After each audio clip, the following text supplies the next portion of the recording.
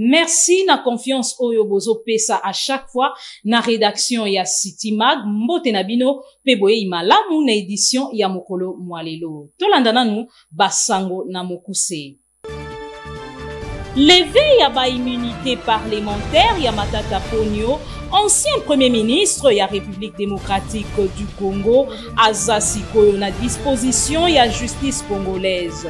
Procureur ya cour constitutionnelle akolandela malamu lolenge akambaka misolo ya l'État.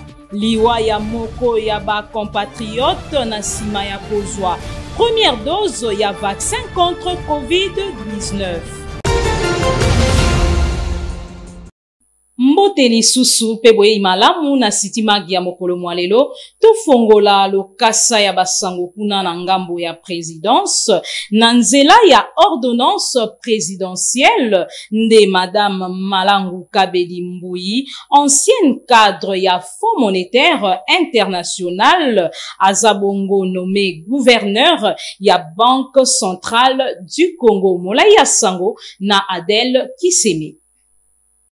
Yambala oyo Banque centrale du Congo yeko kambama na mwasi oyo wapi azalaki na kala mokonzi ya mission ya FMI, Madame Malangu Kabedi Mbuyi awuti kozala nommé na ordonnance présidentielle. Akozala seconde na deux vice-gouverneurs, sénateur Dieudonné Fikiri Alimasi pe lisusu William Babu, ancien DG intérimaire ya RVA. Na yango gouverneur ya Banque centrale du Congo ya Sika a remplacé Deo Gracias Mutombo oyo wapi aza nommé président ya conseil ya administration ya Arka na Mokuse na Molai, agence de régulation congolaise des assurances. Kuna na ngambo ya Sénat balongi penza kolongola oeza bongo ba immunité parlementaire ya Matata Ponyo, ancien premier ministre ya République démocratique du Congo. Cour constitutionnelle et bengisie na mbela ya IGF pona makambo matali bukanga lonzo pe dossier ya zairinisation. Molai ya sango na Adèle Kiseme. Bilo ya bampaka ya Sena elongoli bapete ya bontoma na mwana mboka Augustin Matata Ponyo Mapon uto mokolo mwa lundi 5 juillet 2021 na tina ya kopesa nzela pe makoki na procureur général près ya cour constitutionnelle po ete akoba na kosambisa ye na boye soki ndako ya bosembo endimisami ete manso mazali ya solo nde moi mboka akokinda na boloko. Bosengeli koyeba ete réquisition ya sika ya procureur général près ya cour constitutionnelle mwana mboka Jean-Paul Mukolo ezalaki mpo ya kozwa makoki mabokobi na bosambisi moi sénateur Augustin Matata Ponyo Mapon bongo yango epesama na bilo ya mokambi mwa bampaka ya Sénat. Nzokande mokambi mwa kala ya Mbula Matari alandisami na ndako ya bosembo kolandisama na misalami ya dédommagement ya basali misalami ya mimbongo ya bikolo ya bapaya uto mobu mwa 1973 pe 1974 oyo ezali victime ya mikano ya zairianisation. Bongo kolandisama na mokanda mwa procureur oyo etikama na bilo ya bampaka ya Sénat uto mokolo ya 24 juin eleki mwana mboka Augustin Matata Ponyo Mapon oele kwazalaka mokambi mwa Mbula Matari apesaka mitindo mya bobimisi misolo koleka montango ya 110 millions ya dollars na pe misolo pene ya montango 28 millions ya dollars na mobu mwa 2012 pe 2013. Ministère ya santé publique, hygiène pe prévention oyo ekambamaka na Dr Jean-Jacques Mbungani bazanga kite ko réagir na sima ya liwa ya moko ya ba compatriote oyo azwa kibongo première dose ya vaccin contre COVID-19. Commentaire. Sango etamboli na nzela ba réseaux sociaux pona mutu oyo awaki na sima ya kozwa vaccin contre COVID-19 na hôpital moko awa na ville province ya Kinshasa na République démocratique du Congo. Na document oyo eza signé na ministre ya santé publique, hygiène pe prévention, Dr Jean-Jacques Mbungani a affirmé ete na ngambo na ye azwaki sango yango pamba te etamboli mingi na internet. Likambo oyo epesi pasi na République démocratique Mobimba pe na famille biologique ya Mowei. Na sima ya kolandela likambo oyo malamu, équipe ya ministère ya santé pe ya OMS batalisi ete tata oyo asili kowa na sima ya kozwa vaccin aza bongo na âge ya 56 ans. Pe azwaki première dose na ye ya vaccin contre COVID-19 na ngonga ya 11h45 mokolo ya samedi 3 juillet 2021. Nzokande ba effet secondaire immédiat oyo eyebani après vaccination eza syncope pe choc anaphylactique ezwaka en général 15 à 30 minutes après injection. Ba effet misusu indésirable oyo eyebani eza oyo tobengi na lopoto thrombose eyaka en général 4 à 20 jours après vaccination. Kasi na sima ya likama oyo, ministère ya santé ebakisi ete ba effet secondaire oyo tope misusu après vaccination ezosenga ba recherche moko approfondie. Promoteur ya le trio abengisi bongo ba porteur ya ba projet nyonso na milulu o ekobanda le 5 kino le 7 août. Azana micro ya Aristote Kavasala. Mbote bandeko congolaise na ba congolais toyeli susu pona kopesa ba précision. Alors tozolo bate les 3 ONG oyo moko na moko azana ba objectif na ba personne cible o a travailler kana bango. Bureau d'études au Bengami BDDcom, ils ont travaillé plus na ba hommes et femmes d'affaires, ba chefs d'entreprise. Renadav, ils ont travaillé plus na ba agronome et na ba vétérinaire. Et Oyasuka, Otobengi Merka, ils ont plus pour na basali na Zambé, au bazana difficulté pour na organiser soit un séminaire, mission, pour na évangélisation. Alors, ils ont réuni pour assister à partenaires dans le domaine financier. Alors, actuellement, ce qui est un message, parce que nous avons la confirmation de partenaires en Italie, Awa.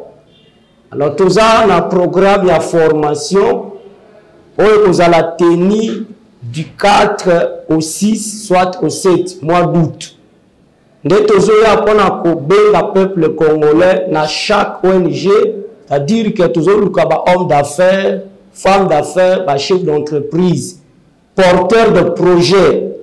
Nous avons inscrire adresse limitée résidentielle 12e rue, avenue de la Poste numéro 2.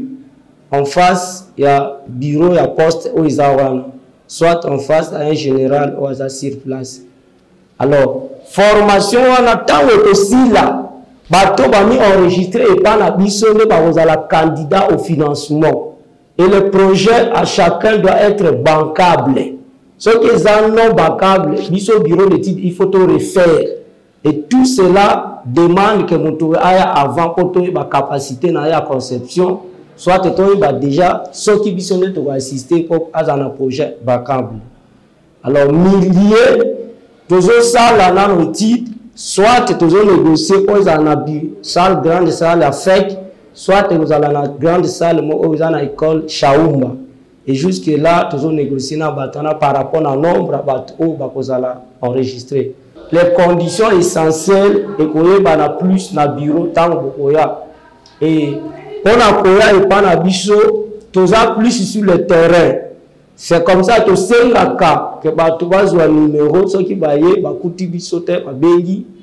un numéro 081 020 73 090 391 80 60.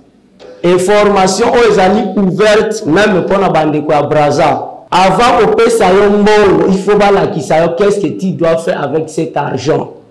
Il y a beaucoup de sortes de projets. Il y a d'autres projets à fond perdu. C'est-à-dire que si on va aux initiateurs, mais par rapport à la quantité, soit tu dois rembourser une partie. Alors il faut par avance, prenant, porter des projets, de formation pour te canaliser comment. Et financement, ça va par rapport à la catégorie. C'est-à-dire que bato o bakoya na projet pour la école to kosalisa bango na liste moko. Ba o bakoya na projet pour la bilanga. C'est comme ça qu'on va financer. Alors tozobe ta cette que ngonga ya ngoro boya déjà commis inscrit na limité 12e mairie avenue de la Poste numéro 2. Ngonga ya ngoro epesameli mutunyos. Tout projet qui sera financé par les organismes, soit plateforme Union européenne, a passé dans Zéla Nabiso. Merci. Précision autour qui pour l'encoper Sabino Yangoa. Journée moko spéciale Yamabondeli, kuna ministère des restaurations de toutes les nations en Christ. Ezalaki bongo mokolo, il y a le 30 juin 2021. Jina Makonko na Jean-Pierre Lens. Ministère de restauration de toutes les nations en Christ bazalaki na journée spéciale ya mabondeli pona ekolo ya Congo mokolo ya le 30 juin. Pe mituna etuna maki pona koyeba nini pusaka na prophète Josué Elibushiri pona komipesa pe kobondela katango iso pona ekolo na yango. Réponse na ye ezalaki boye. L'homme ne peut recevoir que ce qui vient d'en haut. Les anabato basambelaka parce qu'ils font esengeli basambel. Les anaba oyo nzambe apesa bango fardeau. Donc pour nabiso eza fardeau.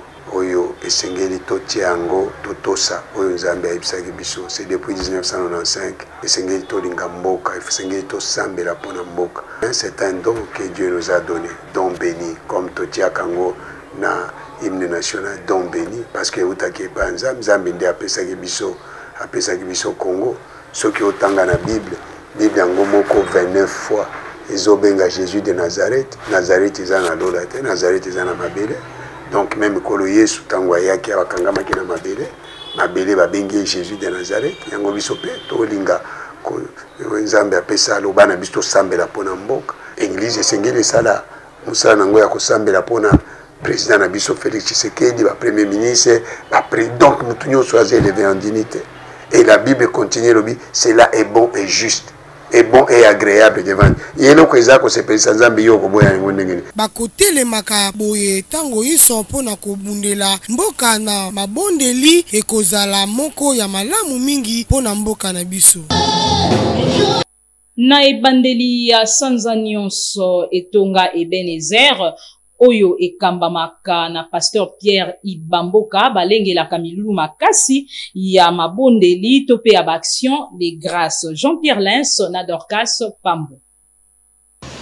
Église pentecôtiste Ebenezer bazalaki bongo na journée spéciale oyo babengi réunion de couple. Na maman na likambo to petem na bango ezalaki le mariage heureux. Pasteur Pierre Ibamboka alobaki na peuple de Dieu nyonso bayeba ko batela basi to pe mibali na bango. Soki tokutani lelo awa c'est parce que il y a un problème. Le problème c'est libala batu bazoto salibala lisusuté. Même ba pasteur basali na nzambe basenge bazala modèle pona ko honorer libala bazo honorer libala te bako divorcer ne balingi babali ndenge balingi donc on dirait bango bakomi likolo ya makambo ya maloba na nzambe na yango nzambe atyainga à cœur alobeli ngai pona tina ya ko rendre ba couple stable que na lobela sur un mariage heureux comment y parvenir yango moni ba couple ezaka ya Ebenezer te eza ba couple ba sebeko ya ba église ebele baye awa pour te toko ka ko réfléchir ensemble comment rendre le couple, le mariage heureux. Libala ezali un engagement sacré. Ce qui est sacré est digne de respect et d'obéissance. Donc toto sakaka nzambe. Soki muta tosi libala te c'est katosi oyo asala ki libala te oyo azali nzambe. Tout homme a des qualités et il y a aussi des faiblesses. Ne se pas dans la qualité, dans la faiblesse. Mais il faut travailler sur les faiblesses de ta femme au sala poete. Mariage moko heureux. Moko pe ya bana ya pasteur Pierre Ibamboka apesaki pe lisusu mwatoli kaka na likambo etali le mariage. Susu mwatoli kaka na likambo etali le mariage. Vete lisusu mwatoli kaka na likambo etali le mwatoli kaka na likambo etali le Katolika kana likambo etali le Katolika kana likambo etali le kana likambo etali le toli kaka na likambo etali mokambi ya bapapa na église Ebenezer ye pe azangaki maloba te oluka toujours kotire baleson oyo ntango mosusu na okomeli yo te mais oyoki yango moninga adeklare yo saisir yango otango ekokomela yo opratike osala yango po ete ezali lokola toye classe toye kozala forme mateya oyo ebakisaki en plus na kati ya peuple de Dieu na etonga na nsima ya nyonso bana ya etonga Ebenezer batunaki mituna mpe bazwaki biyano. Pasteur Aristote Kavasala mokambi ya etonga génération des combattants EGC na mokusi abengisi bandeko nyonso na mokolo ya dimanche 11 juillet pona koya na milulu koyoka mateya pe kokumisa nzambe. Tolanda ye na micro ya Jean-Pierre Lens na Seknoa. Mbote na balandi nyonso ya magazine City Mag na ye liboso na bino pona koyebisa bino molulu munene oyo ekozala déjà dimanche oyo le 11 dimanche 11 na 15h ekozala na avenue Kivu numéro 17 quartier Mamayemo référence za terrain ponté pene ya école Mafuta pona bandeko bayebi mbinza ozone na commune ya Ngaliema. Donc soko uti côté ya Ipen ozwi mutuka oyo ezomema yo pompage oyebisi chauffeur akitisa yo na arrêt école Mafuta soko kitu wana nde okotuna avenue Kivu numéro 17 tokotuna terrain ponté lokola référence soko uti côté ya ba magasin Kitambo ozwi mutuka ezomema DGC okomi na DGC nde ozwi mutuka ezokende na yo na pompage to ozwi moto lobitikanga kaka na terrain ponté okotuna avenue Kivu numéro 17 tokolobela bongo sur le thème la plénitude du Saint-Esprit. Donc expliquer bana nzambe qui est le Saint-Esprit et quel est son rôle aujourd'hui dans l'église du Seigneur. Alors que Saint-Esprit nzambe mobimba oyo azokamba église, c'est lui le conducteur, le paraclet, c'est lui le consolateur de l'église et batulelo bakomi ko utiliser, ko instrumentaliser et même plus loin comme commercialiser le Saint-Esprit. Alors Torozala elongo na mama Kode Bondembe. Torozala pe elongo na papa Nelson Kikem. Mama Kode Bondembe elongo na groupe na Emobimba. Torozala pe nandeko Nelson Kikem. Alors ils en a 15h à 19h. Respect de l'heure. Et puis toko respecter où ils allaient ba distanciation sociale. Nenge l'étape Zagimbela. Donc, tu fais à 1 mètre et à écart. Donc, il y a qu'avant pour la place, parce que ceux qui placent ici, en tout cas, déjà ceux qui te à 1 mètre, espace sur un nombre que vous allez réduire, il y a qu'au égorger batunion sur au bako se présenter, alors qu'aux angate, Zambé alola à Pambola. Merci beaucoup. Assemblée des saints du ciel au Ezabongo na quartier Rigini, bazana mi lulumoko spécial au Ebandaki le 27 juin et aussi là le 11 juillet. Tolana. C'est qui s'étonne, à qui obéissent les vents et tempêtes. Bien-aimés en Christ, Kinoise et Kino, la communauté des assemblées des saints du ciel, dont le siège est situé sur l'avenue Béni 46, quartier Rigini, commune de Lemba, référence rond-point Gaba, organise un grand séminaire d'édification pour la clôture de mois de prière. Un rendez-vous avec votre destinée, un rendez-vous à ne pas manquer.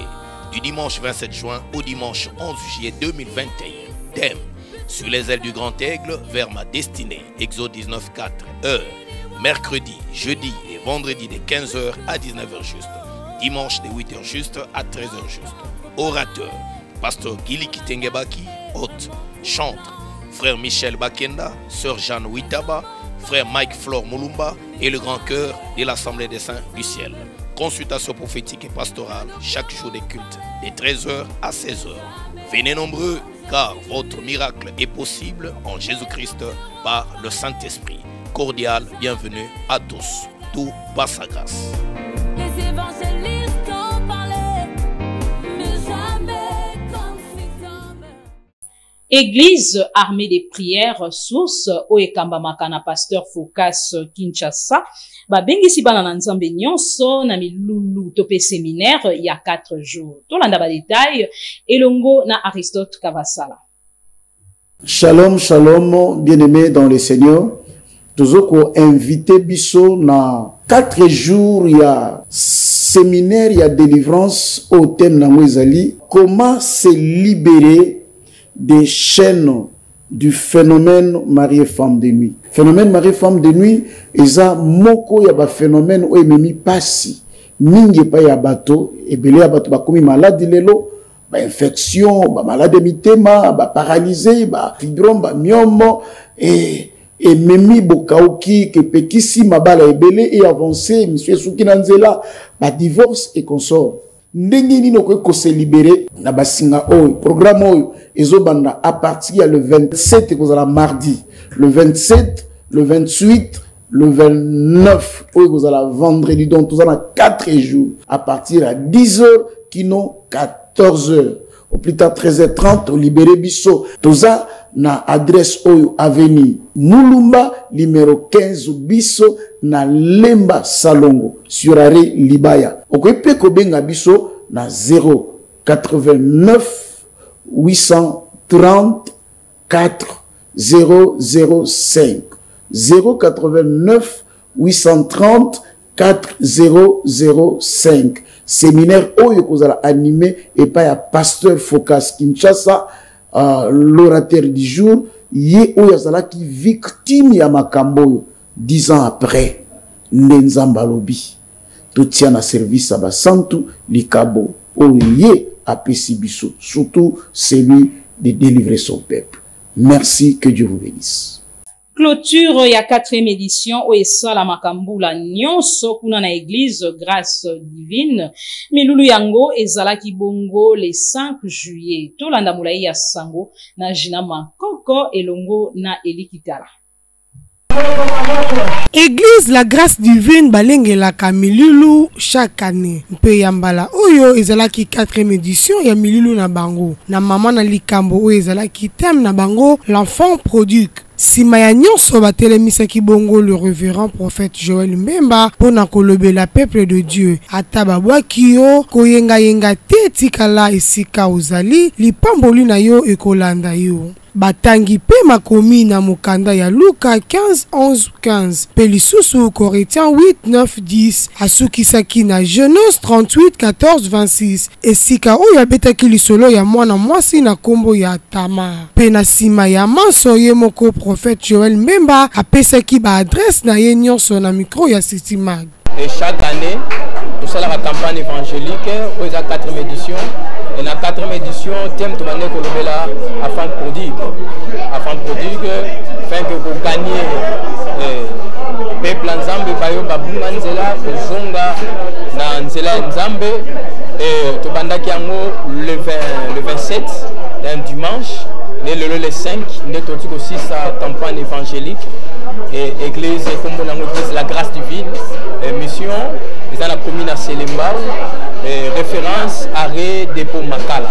Église ensemble, pour nous avons on a des nyonso, on a des problèmes, on a des difficultés, on a besoin ensemble.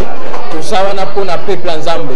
Bon, on a besoin numéro de téléphone 090 23 85 225 090 23 85 225. Ekobanda le premier kino le 30 août 2021, Église Vie Abondante, ezolenge la penza milulu ya marathon des prières. Moulaya sango na jina Mankoko elongo na Elikita. Église Vie Abondante oyo ezwami na commune ya Selembao na quartier Madiata na avenue Kamina, précisément école Davidos. Balengelaki mabondeli mokolo ya dimanche pe na sima ya mabondeli le révérend pasteur Antonio Sapa alendisaki etonga. na kosilisa te ya le pasteur Antonio alobaki boye bazali na mabongisi ya milulu oyo babengaka marathon de victoire oyo esalamaka chaque année ya mois d'août. Nous préparé les amis milulu to salango presque chaque année. Tolobela miba na nzambe, vous savez, ikambia efata. Cette fois-là c'est efata de na kata marathon. Parce que marathon isa mabonde to bonde la tango mulai sanza mobimba. To bonde lango du 1er août kino le 5 septembre. To tchabana na nzambe ko défiler ko tambola na nzela ya koluka nzambe na bango na mabondeli pe na koyoka sango malamu.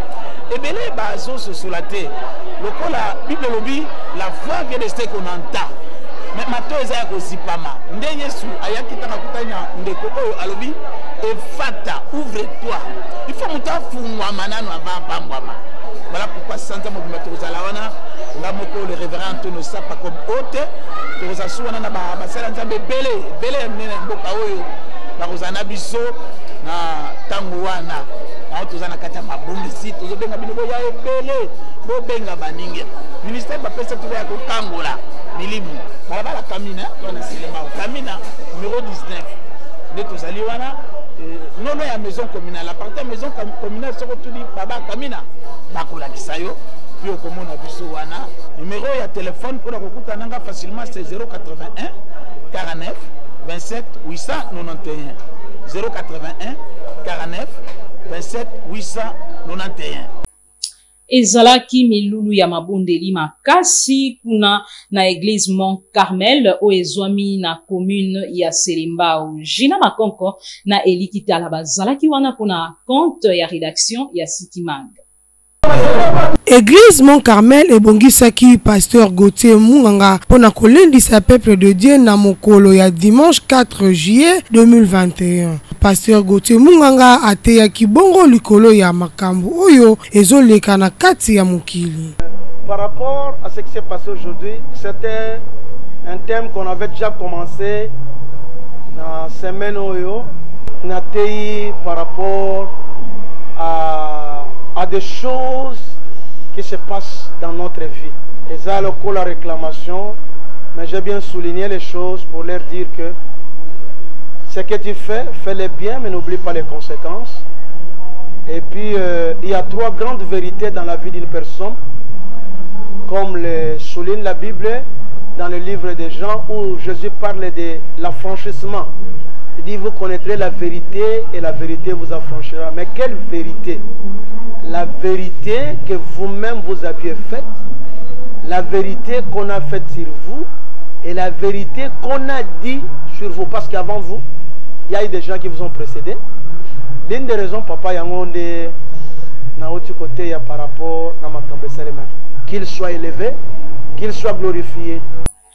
Maman Niclette Epoka na maman nouvelle Kumpoila babengisi bana na nzambe nyonso na première édition ya Tombola Yesu oyo balengeli mokolo ya le 10 juillet. Tolanda ye na micro ya Jean-Pierre Lens na Adèle Kiseme.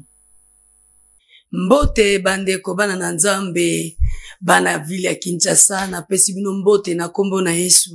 Ngai mama Niclette Epoka vola na yeko lobela biso na part ya nzambe na o etali concert o toza nango milulu munene toza nango mukolo ya samedi oyo le 10 juillet ko banda na 12h kino na 19h et kozala na grande route o ya bypass na église la résurrection de la montagne o eza juste na arrêt autostop. Juste na arrêt autostop. Donc, soko longwe rond-point bozo mata. Oko kitana autostop. Soko uti ipen mayo cité verte. Oko zonga na ndengo no kitapeka na autostop. Na bengi bino ebele bana na nzambe toya kolongola basusi, toya ko se déstresser, toya kolongola makanisi mabe, toya ko tombola Yesu na édition oya liboso to memeli biso album oeza na 4 titres tokoya to tombola Yesu na Elohim, toko tombola Yesu na molongi ya balongi, toko tombola Yesu na lisekwa, et puis toko tombola Yesu na tango na ngai. Na bengisi bino bana na nzambe toya ebele kokumisa nzambe balobi kotombola Yesu mingi bazoloba Yesu aleki munene. nga moko na kokotombola ye te po aleki monene. Bien-aimé, biso nyonso tosangana totombola Yesu kobanda na 12h na monene ya Yesu tokoma ti 19h nayebi ke ba vie ebele kozala sauver, ba vie ebele kozala transformer, ba vie ebele kozala changer et ba beli ebele bakoya na malade bakozonga na yango te, mingi bakoya na ba souci bakozala consoler, bakozala fortifier. Na bengi biso le 10 juillet kobanda na midi kino na 19h sur route bypass 37 na église la résurrection de la montagne. Ngai mama Niclette Epokavola elongona mama nouvelle kumpoila, elongona mama nouvelle kumpoila, et puis na bande ko belé mama Maïka Mukeba kozala, frère José kozala, frère Jortel ainsi que frère Francis Manela. Nzamba pambola biso. Page rose na édition ya City Mag ya mokolo mwalelo totombeli bongo ba joyeux anniversaire na prophète Josué Eli Bouchiri oyo aza mokambi ya etonga ministère de restauration de toutes les nations en Christ. Ba joyeux anniversaire lisusu na Jinama Konkon oyo aza bongo journaliste awa na rédaction ya City Mag. Aujourd'hui c'est ton jour. Nous nous sommes décidés de te faire le bonheur que tu mérites. Tu vaux tellement pour nous que le mot ne sauront le dire avec exactitude. Oh, nous mettons tout ensemble, nos cœurs y compris, pour ton salobola. En ce jour si spécial, c'est nos cœurs qui te parlent. Nous te souhaitons tous les bonheurs du monde, longévité, prospérité.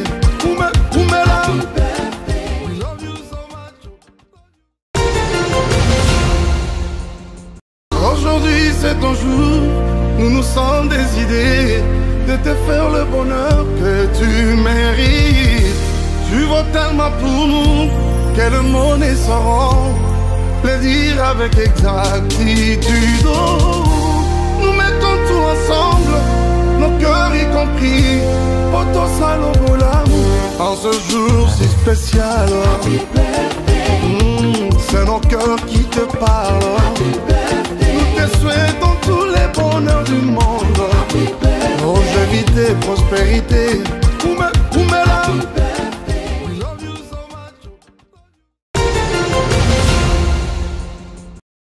Eza awa nde tosukisi basango na biso ya mokolo mwalelo kasi tolanda bokusi bwa sango. Levé ya ba immunité parlementaire ya Matata Ponyo, ancien premier ministre ya République démocratique du Congo, aza sikoyo na disposition ya justice congolaise. Procureur ya cour constitutionnelle akolandela malamu lolenge akambaka misolo ya l'État. Liwa ya moko ya ba compatriote na sima ya kozwa première dose ya vaccin contre COVID-19. Merci na confiance au bozo pesa na rédaction ya City Mag pona lelo to suki na bino awa to kutani mikolo mizali kuya. Au revoir.